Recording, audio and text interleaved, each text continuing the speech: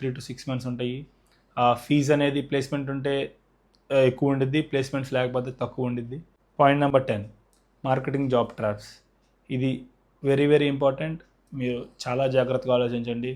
Once మీరు final year అయిపోతుంది, మీకు ఏమీ జాబ్ రాలేదు అంటే మనకు ఎవరో ఒకరు తగులుతారు.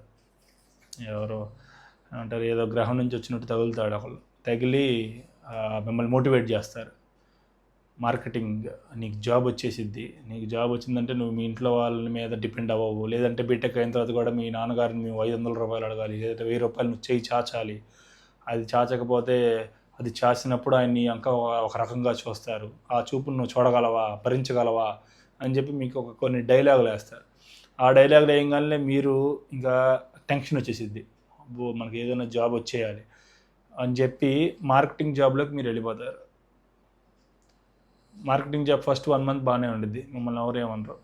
సెకండ్ మంత్ నుంచి మీకు టార్గెట్స్ ఇస్తారు.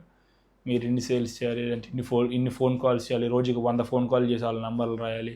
సో ఇలా డిఫరెంట్గా ఉంటాయి. దీన్ని నేనేమి తప్పంటలేదు.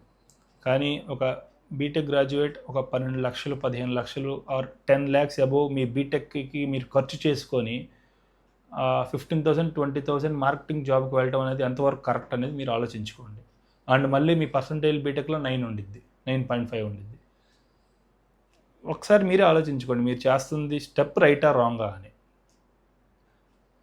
ఆ జాబ్ చేయొచ్చు ఎప్పుడు, ఇంకా మీ దగ్గర ఇంకే ఆప్షన్ లేదు, అసలు మీ దగ్గర టాలెంట్ లేదు, టాలెంట్ జీరో. అందులో కూడా డబ్బులు రావంటే అందులో కూడా డబ్బులు వస్తాయి. ఎనీథింగ్ మీకు మనీ అనేది వస్తూనే ఉంటాయి. ఫస్ట్ స్టార్టింగ్ అది 20 ఉండొచ్చు, మేబీ 1 year 2 years మెల్లగా 30 40 50 అప్ టు 1 lakh అనేది మీరు 10 yearsలో మీరు మేనేజర్ అవ్వచ్చు. Everything is good. మీకు అవసరం, ఫ్యామిలీ సిచ్యువేషన్స్ మీకు అవసరమైంది అన్నప్పుడు మీరు వెళ్ళి చేసుకోండి, తప్పేమీ లేదు.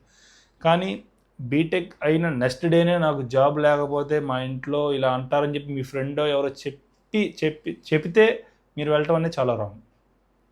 అదే మీరు ఒక 3 years 4 years మార్కెటింగ్ జాబ్ అనేది ఎప్పుడు ఉండిద్ది, అదేమి మీకు లేకుండా ఉండిద్ది అని నేనైతే ఏమన్నా.